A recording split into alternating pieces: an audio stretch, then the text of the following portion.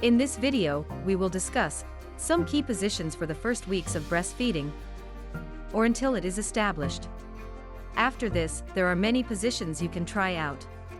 But at first, we must guarantee that the position used helps a deep latching of the baby. It's important to consider that the place where the baby puts their chin will be the place they will drain. What happens if we have an obstruction in the superior part of the breast? In this case, we can use the she-wolf position. We lay the baby in bed on their back, and we stand on 4 legs above them. That way, the baby will put their chin in the superior part of the breast and help to drain it. We can also do it lying on our side on the bed, with our body the other way around from the baby. It's important to note that the typical cradling position we see everywhere is not the best for the first few weeks because it doesn't help with a deep latching. Positions that facilitate this latching are the following. Cross cradle. We just switch arms and grab the baby from ear to ear. It's always good to have a breastfeeding pillow. With our free hand, we help align our breast with our baby's mouth, always in a parallel manner, while holding them with the other hand. When the baby opens their mouth, we bring them closer to the breast. If we want to drain an external zone of the breast, we can use the rugby position. Always compress the breast in a parallel way towards their mouth and hold them from ear to ear to bring them closer to the breast. Another helpful position is the biological one. The mother lies back and the baby is on our chest. Due to gravity and for the mother's comfort, a good latching occurs.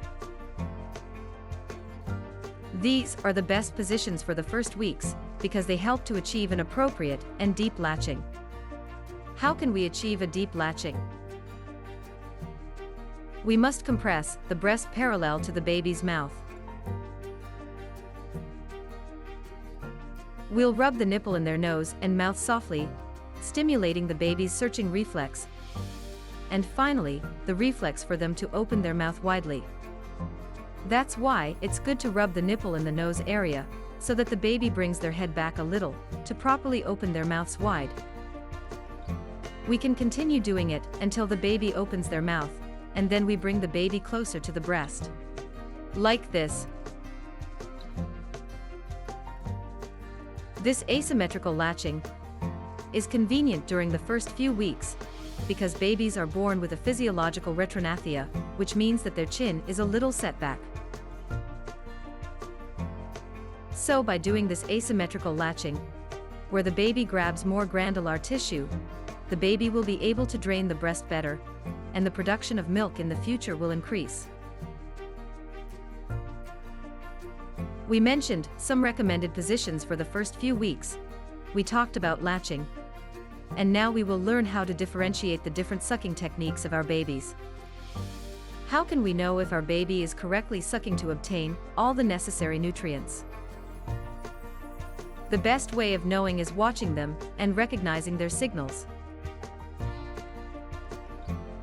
A nutritious sucking is slow, gentle, rhythmic, deep, and allows you to hear the swallowing.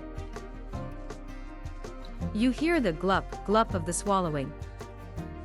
You can do 8 or 9 sucking sessions, pause, and continue. You can hear if the baby continues with the nutritious sucking, and if they're swallowing or not.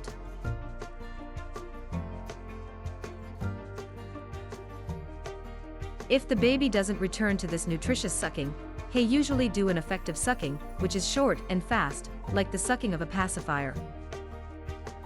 At this moment, you can offer the second breast. Sometimes it seems like the baby is falling asleep, but if we stimulate them a little bit with some massages and the second breast, they regain energy and perform a good drainage of the second breast too. This is good because it increases the amount of milk consumed. It's important that each mother and each baby find the position that works for them and that will allow them to be comfortable and achieve a deep latching, resulting in a pleasurable breastfeeding moment.